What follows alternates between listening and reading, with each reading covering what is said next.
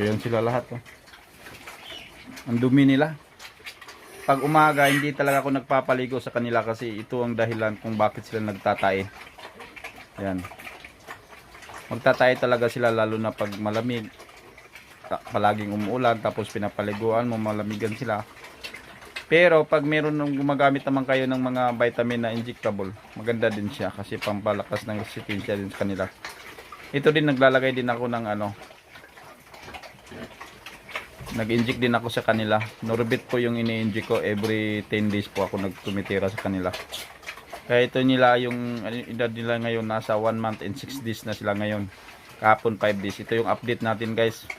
1 month and 6 days na po sila. O di ba okay lang siguro tong mga height nila, di ba? Pangatawan nila.